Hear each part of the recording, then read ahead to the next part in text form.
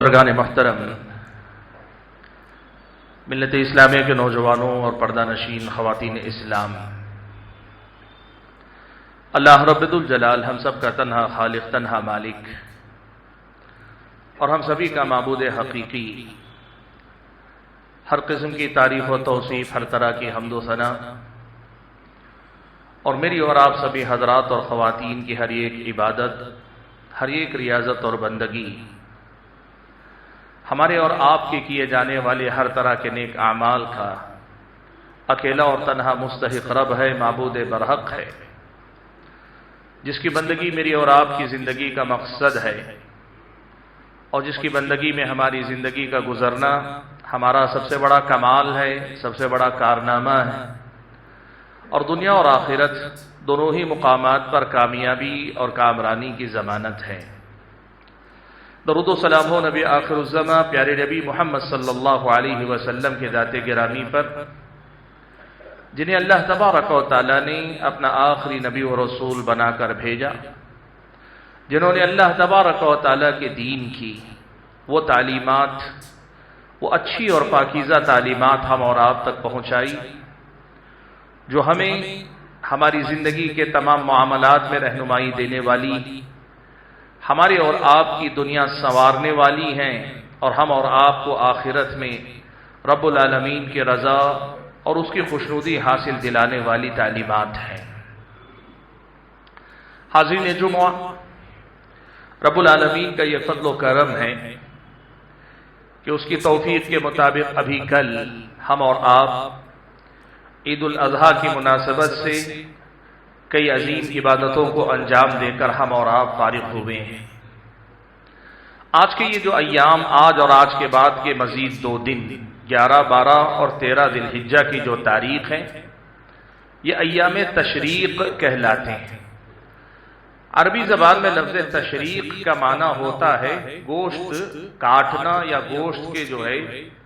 کباب بنانا، جسے ہم عام اصطلاح میں کہتے ہیں۔ اس لفظ کا اصل معنی وہ ہے۔ چونکہ ان ایام میں حجاج کرام خاص طور پر اور مسلمان عمومی طور پر قربانی کرنے والے ان دنوں میں گوشت کو کاٹتے ہیں اور اس کو استعمال کرتے یا سکھانے رکھتے ہیں، اس لیے ان ایام کو تشریق کہا گیا۔ لیکن اسلامی شریعت میں اس نام سے جڑی عبادتوں کا اگر ہم اور آپ تذکرہ کرنا چاہیں تو اللہ تبارک و تعالیٰ نے پیارے نبی صلی اللہ علیہ وسلم کے حوالے سے کئی تعلیمات، کئی ہدایات مجھ کو اور آپ کو اس سلسلے میں دی ہیں۔ میں چاہتا یہ ہوں کہ ابتدا میں مختصراً ان تعلیمات کا تذکرہ آپ کے سامنے کر لوں، پھر آج کے خطبے میں کچھ اور باتیں بھی ہم سنیں انشاءاللہ۔ سب سے پہلی بات کی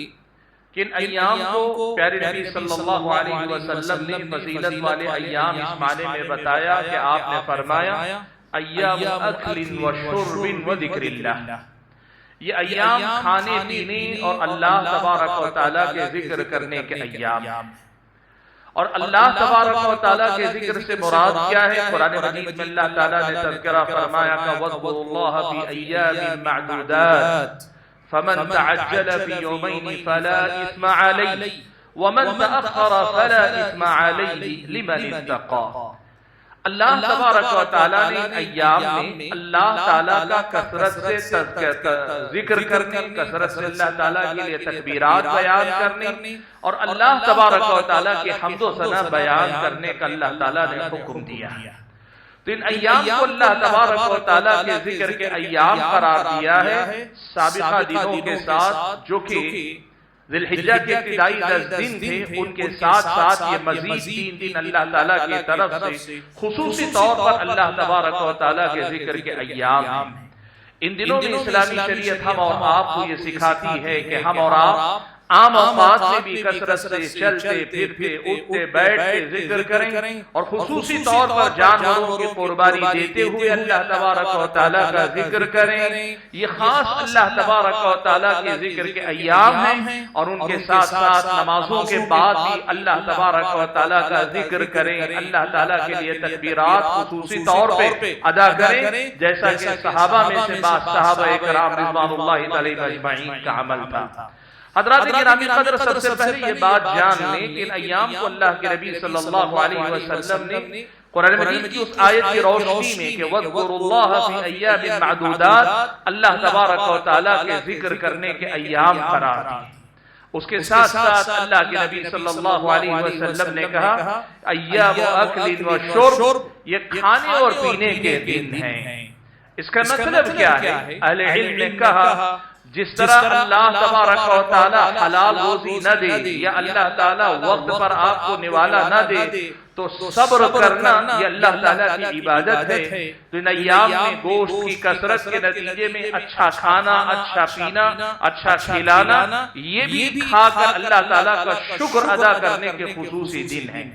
اسلامی شریعت کی نظر میں فی نفسی کھانا پینا کوئی عبادت نہیں، انسان کی حاجت ہے۔ کھانا پینا انسان کی حاجت، لیکن وہی بندہ جب اللہ تبارک و تعالیٰ کا شکر بجا لائے تو اس کا کھانا اللہ تعالیٰ کی عبادت بن جاتا ہے۔ سبحان اللہ۔ بعض اہل علم نے اس حدیث کے ٹکڑے کو دو ٹکڑے کو جوڑ کر ایک بڑا پیارا زمانہ اور بتایا۔ انہوں نے کہا کہ اللہ تبارک و تعالیٰ چاہتا یہ ہے کہ بندے ان دنوں میں کھائیں پیئیں بھی تو اس نیت سے کھائیں پیئیں کہ کھانے پینے کے بعد جو طاقت جو قوت جس میں آئے گی اس کے ذریعے اللہ کا ذکر کرے گی، اللہ تعالیٰ کی عبادت کرے گی۔ یہ کھانے پینے کے ایام اس معنی میں ہیں کہ اللہ تعالیٰ کا حلال پاکیزہ رزق وافر مقدار میں جب میسر آ رہا ہے، اللہ تعالیٰ دیے ہوئے رزق کو کھا پی کر بندہ اللہ کا شکر بھی ادا کرے اور اس سے ملنے والی طاقت و قوت کو اللہ تبارک و تعالیٰ کی بندگی میں کثرت سے استعمال کرے۔ یہ اسلامی شریعت کی تعلیمات اور اسی کی روشنی میں اسلامی شریعت کا یہ بھی حکم ہے کہ ان دنوں میں کوئی آدمی روزے نہ رکھے۔ ان دنوں میں کوئی آدمی روزے نہ رکھے، نہ روزوں کی قضا آپ کر سکتے ہیں، نہ ہی نفل روزہ آپ ان دنوں کے اندر رکھ سکتے ہیں، چاہے ان دنوں کے اندر ایام 20 میں سے پہلا 13 تاریخ کا آپ کے پاس آ جائے، لیکن آپ یہ روزہ نہیں رکھ سکتے، اس لیے کہ ایام اللہ تبارک و تعالیٰ نے ان دنوں کے روزے کو منع قرار دیا، ممنوع قرار دیا۔ ہاں، بعض علم نے ایسا حاجی جس نے حج تمتع کیا اور حج تمتع میں وہ قربانی نہ کر سکے تو اسے 10 روزے رکھنے ہوتے ہیں، اور ان میں سے 3 روزے حج میں ہی رکھنا ہے اور 7 روزے بعد میں واپس لوٹ کر رکھنا ہے۔ تو اگر کوئی ان دنوں میں رکھنا چاہے یا 3 دنوں میں سے کسی ایک دن بھی رکھنا چاہے، بعض اہل علم نے کہا صرف اس حاجی کو ان دنوں میں روزہ رکھنے کی اجازت ہے، ورنہ کئی اہل علم تو اس کے قائل ہیں کہ اس حاجی کو بھی ان دنوں میں روزہ رکھنے کی اجازت ہے۔ تو ان احکام کا خاص طور پہ خیال رکھیں اور ساتھ میں یہ مسئلہ بھی معلوم کر لیں کہ قربانی کے یہ تینوں دن ہیں، یہ 3 دن اور قربانی کے۔ علماء احناف کے پاس اور ایسے دیگر مسالک کے پاس 2 دن ہی یعنی عید کے دن کو ملا کر صرف 3 قربانی کے مانے جاتے ہیں، اور وہ 3 ہی دن میں قربانی کو یعنی 12 تاریخ کے غروب شمس تک وہ قربانی کے ایام مانتے ہیں۔ لیکن پیارے نبی صلی اللہ علیہ وسلم کے سلسلے میں ایک حدیث شیخ البانی رحمۃ اللہ علیہ نے اس حدیث کی تحقیق میں مختلف طرق کی روشنی میں اس حدیث کو صحیح قرار دیا ہے۔ شیخ البانی رحمۃ اللہ علیہ نے اس حدیث کو صحیح قرار دیا۔ اس حدیث میں نبی علیہ السلام کا فرمان ہے کہ آپ صلی اللہ علیہ وسلم نے فرمایا ایام التشریق کلھا ذبح، یعنی یہ ایام تشریق جتنے بھی ہیں اور ایام تشریق 13 ذی الحجہ تک ہیں، یہ متفق علیہ بات، لیکن اللہ کے نبی نے کہا ایام تشریق جتنے بھی ہیں ان تمام دنوں کے اندر جانور ذبح کیے جا سکتے ہیں۔ یہ اللہ کے نبی صلی اللہ علیہ وسلم کی طرف سے ہدایت ہے، اور اہل علم نے کہا یہ حاجیوں کے لیے حج میں بھی ہے، ایک عام مسلمان کے لیے عید الاضحیٰ کے موقع پر قربانی کے بھی ہیں۔ تو 13 تاریخ کے سورج ڈوبنے تک بھی جانوروں کی قربانی کی جا سکتی ہے، لیکن افضل یہ ہے کہ 10 ذی الحجہ کو کیا جائے، پھر اس کے بعد جتنا جلد آپ کر سکتے ہیں کر لیں۔ جانوروں کی قربانی جس قدر جلدی دیں اس قدر زیادہ افضل ہے۔ حضرات گرامی قدر، یہ کچھ بنیادی احکام تھے جن کا تعلق ایام سے تھا، جو ایام ہم آپ کو اللہ تعالیٰ نے عطا کیے ہیں۔ رب العالمین کا شکر ادا کیجیے کہ ہماری عبادتوں کو بھی اللہ تعالیٰ نے کس قدر پاکیزہ رکھا ہے، اللہ تبارک و تعالیٰ نے کس قدر دینی اور دنیاوی مفادات اور فوائد سے اللہ نے جوڑ کے رکھا ہے، ہماری عبادتوں میں اللہ تبارک و تعالیٰ نے کس قدر سلیقہ اور نفاست رکھی ہے، اور رب العالمین کا شکریہ اس پر بھی ادا کیجئے کہ اس رب نے کتنی باریکی کے ساتھ ایک حکم کتنی تفصیل کے ساتھ نبی علیہ السلام کے ذریعے ہم اور آپ کو سکھلایا اور بتلایا ہے۔ حاضرین گرامی قدر، یہ کچھ بنیادی باتیں تھیں جن کا تعلق ایام تشریق سے تھا۔ اس تذکرے کے بعد میں چاہتا ہوں کہ حضرت ابراہیم علیہ السلام کی جو سیرت ہم اور آپ نے پڑھی ہے، سنی ہے، اور اسی سیرت سے جڑی ہوئی ایک عظیم عبادت کل ہم نے انجام دی ہے، اس حوالے سے دو تین اہم گزارشات آپ کے سامنے رکھ۔ ان میں سے سب سے پہلی بات جو آپ کے سامنے ذکر کرنی ہے وہ یہ کہ ہم اور آپ نے اللہ کی توفیق کے مطابق جانوروں کی قربانی دی،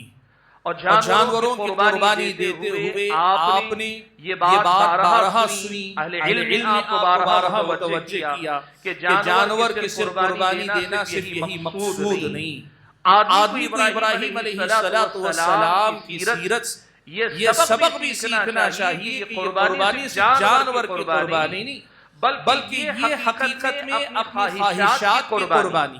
اپنی پسندیدہ چیزوں کی قربانی دینے کا نام ہے، اور اللہ تبارک و تعالیٰ کے سامنے حضرت ابراہیم نے انجام کار جو جانور ذبح کیا وہ اصل میں جانور کی قربانی نہیں تھی، وہ اپنی پسندیدہ ترین اولاد کی قربانی تھی جو حضرت ابراہیم علیہ السلام دینے کے لیے آمادہ تھے۔ یہ بات آپ نے اہل علم سے بارہا سنی ہے کہ جب آپ جانور قربان کر رہے ہو، اس جانور کی قربانی کو اللہ کی عبادت سمجھنے کے ساتھ ساتھ اپنے اندر قربانی کو وہ جذبہ بھی پیدا کرے کہ اللہ کی خاطر ہر اس چیز کی قربانی دیں گے جس کی قربانی رب العالمین ہم اور آپ سے چاہے گا۔ ہم اور آپ یہ بات سنی ہے، سیکھی، لیکن آج میں آپ کو حضرت ابراہیم علیہ السلام کی سیرت سے بڑی اہم بات اسی قربانی کے حوالے سے بتانا چاہتا ہوں۔ بھائیو، یہ سوال ہم اپنے آپ سے پوچھیں،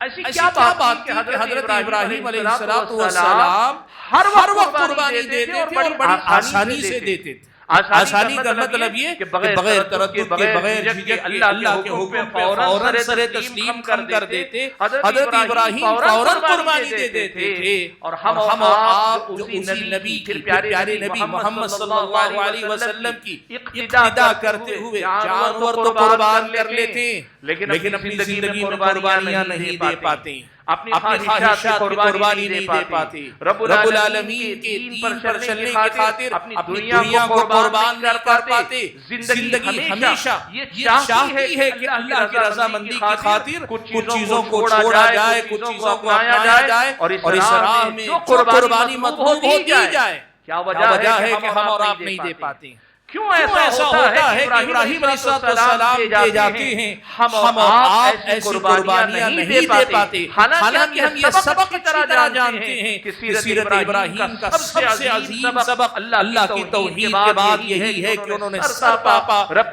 کی رضامندی پہ اپنی رضا کو قربان کیا، اپنی مرضی کو قربان کیا۔ یہ ہم سے کیوں نہیں ہو پاتا؟ حضرات گرامی قدر، اگر ہم اور آپ اس کا جائزہ لے کر دیکھیں تو ابراہیم علیہ السلام کی سیرت میں بہت بڑی حقیقت اللہ تعالیٰ نے یہ بتائی کہ اصل میں ان کا رشتہ رب العالمین سے اتنا گہرا تھا کہ اس رشتے کی قوت ان کے فیصلوں پر حاوی رہتی تھی۔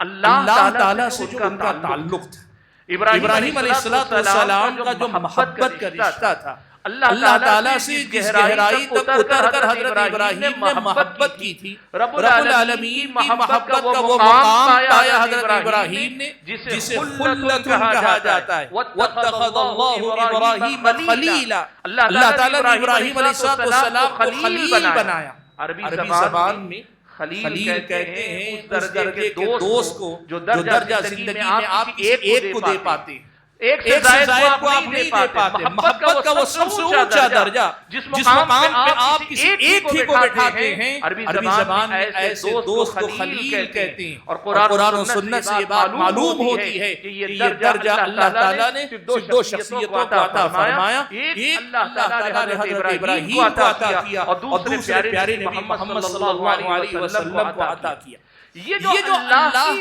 محبت کا درجہ اللہ نے اپنا خلیل بنا لیا، اس درجے کے حضرت ابراہیم مستحق ہو پائے تو کس وجہ سے پتہ ہے؟ اس وجہ سے کہ اللہ کی محبت میں ڈوبتے گئے، اللہ کی محبت میں اترتے گئے، اللہ تعالیٰ کی محبت کو اپنی زندگی میں گہرے سے گہرا اتارتے گئے، یہاں تک اللہ کی محبت ساری محبتوں پر غالب تھی۔ یہی وہ راز ہے، یہی وہ مسئلہ ہے جس میں اصل میں مجھ کو اور آپ کو محنت کرنے کی ضرورت ہے۔ ہم سب اللہ پہ ایمان رکھتے ہیں الحمدللہ، اور میں آگے بڑھ کے کہوں الحمدللہ ہم سب توحید پر اللہ تعالیٰ کی توفیق سے قائم ہیں۔ ہماری زندگیوں میں ہم شرک پسند نہیں کرتے، شرک کو گوارا نہیں کرتے، لیکن اللہ کے بندوں اللہ سے جو رشتہ ہے وہ صرف توحید کے نام پہ شرک سے بچ جانے کا رشتہ نہیں، توحید کے نام پہ رب العالمین سے ایسی سچی محبت، ایسی گہری محبت کہ جس محبت میں آدمی پھر رفتہ رفتہ اللہ ہو جائے، اللہ کی مرضی کے تابع اپنی مرضی کو کر لے، تو پھر آپ یقین کیجئے یہ تکلیف کا مسئلہ نہیں، خوشی کا مسئلہ ہو جاتا ہے کہ آدمی قربانی دے۔ سبحان اللہ، آج اگر آپ فرق دیکھنا چاہیں، ہم قربانی دیتے ہیں تو قربانی کے جذبے سے دیتے ہیں کہ ہم کچھ چھوڑ رہے ہیں، لیکن محبت کے کمال پر اگر ہم پہنچ پائے، رب العالمین کی محبت کو اپنے دلوں میں مضبوط کر پائے، تو یقین مانیے ایسی کیفیت ہوگی کہ کوئی بھی قربانی دیتے ہوئے قربانی نہیں، خوشی خوشی ہم اس چیز کو لوٹانے کے لیے تیار ہو جاتے ہیں۔ آپ سوچیں ابراہیم علیہ السلام کی زندگی میں اللہ تعالیٰ نے کیسی کیسی آزمائشیں رکھی، آپ سوچ بھی سکتے ہیں 80 سال تک اللہ تعالیٰ اولاد نہ دے اور آدمی صبر کرے نہیں ہو پاتا، اور آدمی صبر کر بھی لے جائے، رضامندی کا اظہار بھی کرے، چلتے پھرتے اٹھتے بیٹھتے، یہ ہمارے سماج کے ہمارے اپنے افراد جو سوالات کرتے بے اولاد لوگوں سے، بے اولاد افراد اور خواتین سے، سماج کے لوگوں کے جو سوالات، کبھی طنز کبھی ہمدردی کے انداز میں سوال، آپ یقین کیجئے جو لوگ بے اولاد ہوتے ہیں وہ بے اولاد ہونے کا غم تو سہتے ہیں، لیکن اس کے ساتھ چلتے پھرتے یہ سماج کے سوالات ان کے لیے اور بڑی مصیبت بن جاتے ہیں۔ 80 سال تک نبی وقت ہیں، لیکن 80 سال تک بے اولاد ہیں۔ آپ سوچ کر دیکھیں کتنی بڑی قربانی حضرت ابراہیم علیہ السلام کی زندگی کیسے ممکن ہوا، اتنا لمبا صبر حضرت ابراہیم کیسے کر پائے؟ وہ اللہ تعالیٰ کی محبت ہے جس میں آدمی یہ کہتا ہے اے اللہ تعالیٰ جو اولاد پسند ہے،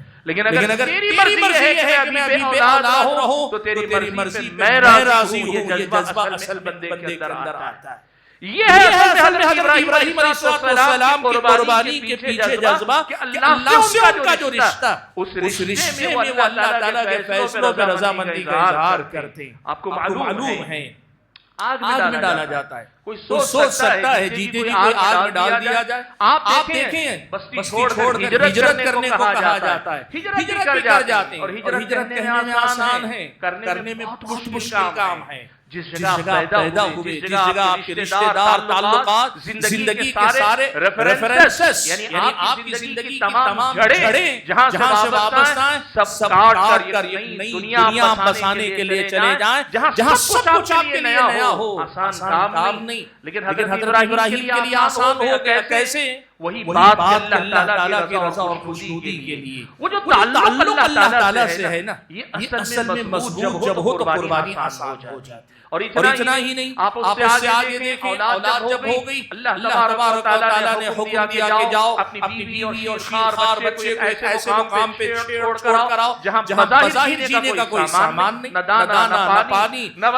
کوئی درخت، نہ کوئی گھاس پھوس، کچھ نہیں۔ وادی غیر ذی زرع، قرآن میں اللہ تعالیٰ نے ارشاد فرمایا ایسا مقام جہاں جینے کا کوئی سبب نہیں، اپنی شہید بیوی اور اپنے لختے جگر کو چھوڑ کر آنا، اور خاص طور پہ ایسا بچہ جو 80 سال کی لمبی مدت کے بعد جو ہے اللہ تعالیٰ کی مرضی کے بعد پیدا ہوئے بچوں میں سے ہے، ایسے بچے کو جا کے چھوڑ کر آنا، کوئی سوچ سکتا ہے کتنی بڑی قربانی، لیکن دی حضرت ابراہیم علیہ السلام نے۔ بھائیو یہ ساری قربانیاں ممکن ہیں، اور معاف کیجئے گا ہم اور آپ سے اللہ نے بڑی قربانیاں نہیں مانگی، بڑی چھوٹی چیزیں اللہ تعالیٰ مانگتا ہے۔ نماز فجر کے لیے بستر چھوڑ کے آ جاؤ، کوئی قربانی ہے نہیں ہو پاتی ہم سے۔ اللہ تعالیٰ کہتا ہے پیٹ بھرنے کے لیے حرام کی طرف جاؤ، حلال پہ بس کر لو، کوئی بڑی قربانی تھوڑی ہے۔ اللہ تعالیٰ کا ہو سکتا ہے دنیا میں بہت زیادہ عیش و آرام والا گھر نہ ملے، مکان نہ ملے، لیکن جتنی تمہاری استطاعت ہے اس میں زندگی گزار لو، اتنا ہی تو اللہ تعالیٰ کہہ رہا ہے۔ اللہ تعالیٰ یہ کہہ رہا ہے کہ جن چیزوں کو میں نے حرام قرار دیا اس میں تمہارا نقصان ہے، تمہارے نقصان سے بچانے کے لیے چیزوں کو تم پر حرام کیا ہے، بس ان سے بچ جاؤ۔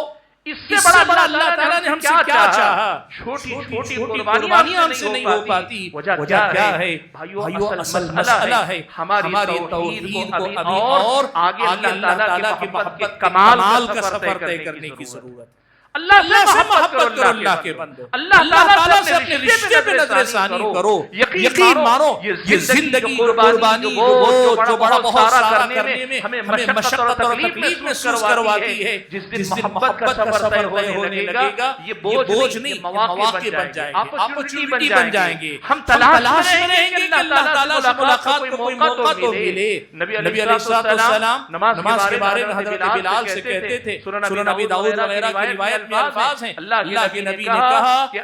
صحابی کہتے ہیں اللہ کے نبی صلی اللہ علیہ وسلم کہتے تھے اقیم الصلاۃ ارحنا بها یا بلال، اے بلال نماز کے لیے آزان کہو یا اقامت کہو اور ہمیں اس کے ذریعے راحت پہنچاؤ۔ سبحان اللہ، نماز میں راحت ڈھونڈنے والے، اللہ تعالیٰ کے کلام قرآن مجید کو پڑھنے میں لذت پانے والے، اللہ تعالیٰ کا ذکر کرتے ہوئے مزہ اور لذت پانے والے، اللہ تبارک و تعالیٰ کے سامنے اپنے گناہوں کا دفتر کھول بیٹھنے اور گڑ گڑانے والے، اور ان تمام کاموں میں اللہ تعالیٰ سے قربت اور نزدیکی کے احساس سے گزرنے والے جب ہم بنے تب جا کر زندگی میں قربانیاں دینا آسان رہتا ہے۔ آج معاملہ اصل میں یہ کہ جانور قربان بھی ہو جاتے ہیں اور ہم اور آپ اللہ کی توفیق سے شرک اکبر سے بچ جاتے ہیں، بتوں کی پوجا نہیں کرتے، کسی آستان فقیر کے مقام پہ جا کے شرکی اعمال نہیں انجام دیتے، الحمدللہ۔ لیکن اللہ کے بندوں ابھی اور یہاں سے آگے سفر لمبا طے کرنے کی ضرورت ہے۔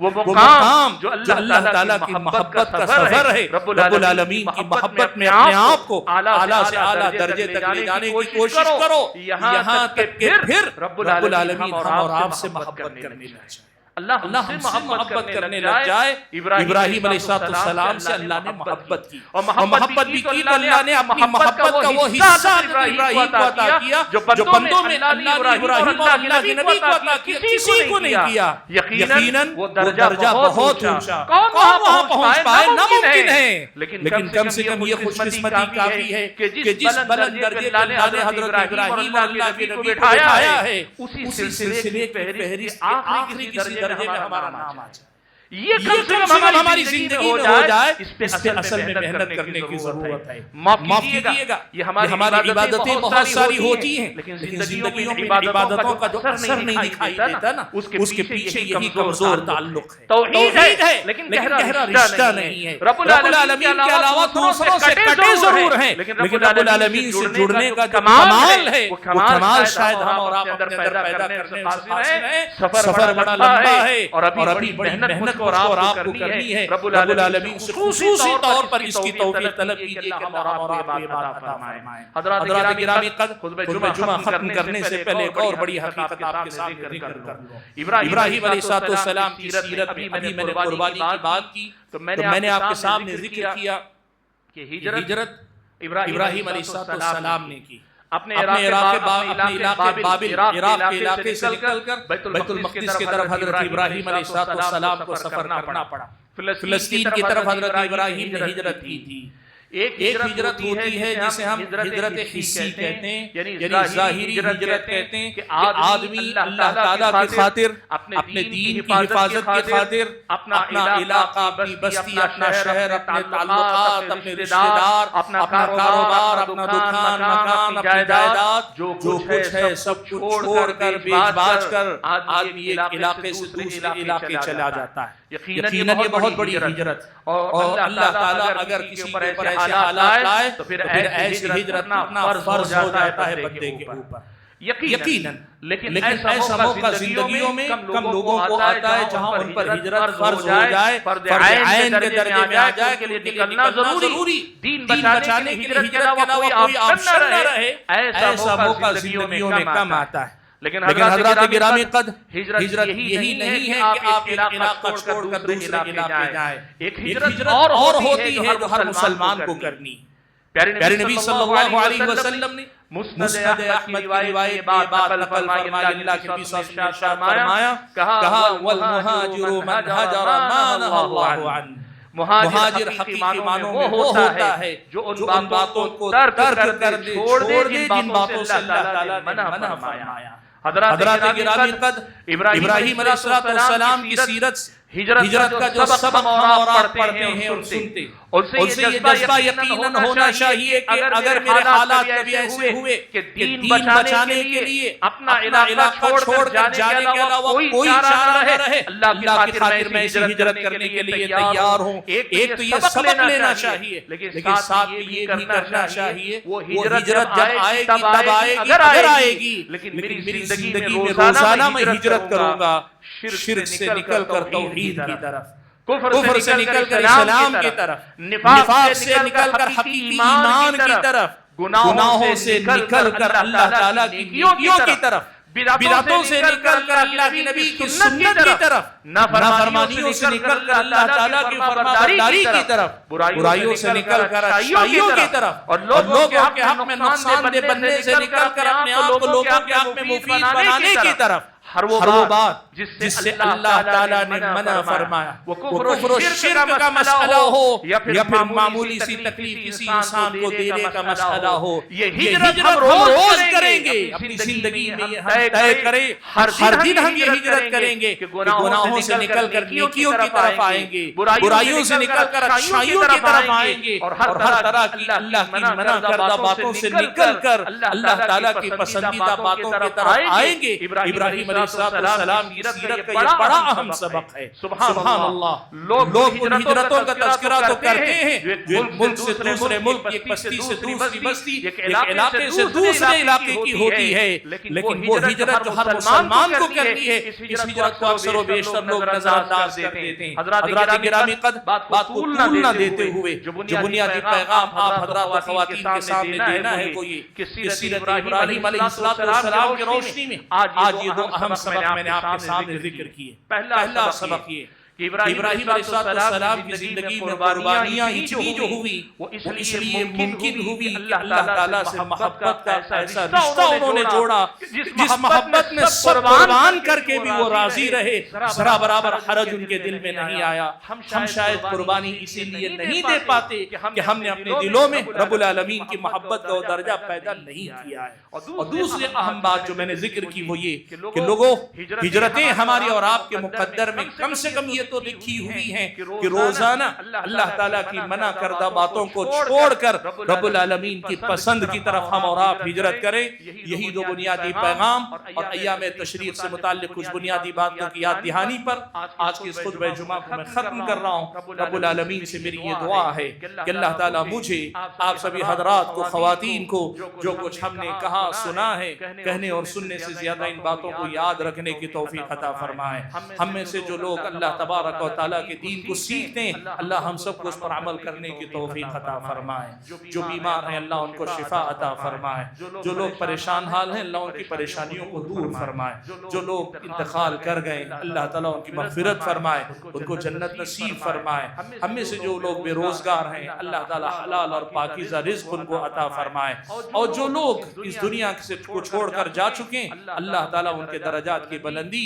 اللہ تعالیٰ کرتا رہے، ان کو اونچے سے اونچا مقام اللہ تعالیٰ عطا کرتا رہے۔ اللہ تعالیٰ ہم سب کی قربانیوں کو قبول فرمائے، ہم سب کی یہ جو اعمال پچھلے دنوں ہوئے یا آئندہ ہوں گے اپنے فضل و کرم سے اللہ تعالیٰ ان کو قبول فرما لے۔ اللہ تعالیٰ جب تک دنیا میں رکھے عزت و آبرو، جان و مال کی حفاظت کے ساتھ زندہ رکھے، اور سب سے بڑھ کر دین و ایمان کی حفاظت فرمائے، ہماری اور ہماری اگلے نسلوں کی دین و ایمان کی اللہ تعالیٰ حفاظت فرمائے۔ اللہ تبارک و تعالیٰ یہ جو عید کی خوشیاں ہم سب کے گھروں میں باقی رکھے، برقرار رکھے، اور اللہ تبارک و تعالیٰ اس عید سے صحیح سبق لینے کی توفیق عطا فرمائے۔ اللہ تعالیٰ کہنے اور سننے سے زیادہ عمل کرنے کی توفیق عطا فرمائے۔ آمین۔ وآخر دعوانا ان الحمد للہ رب العالمین۔